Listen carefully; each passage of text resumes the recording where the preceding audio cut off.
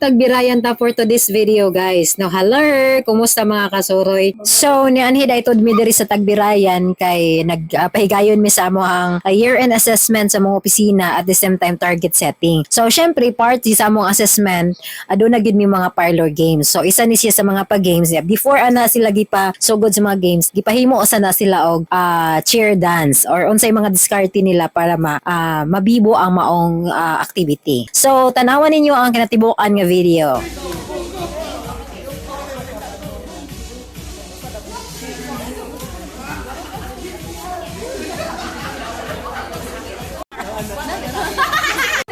First presenter, second presenter, and third presenter. First. Up to 3 rounds. Bato, pick. Bato, pick. Okay, 1. Okay.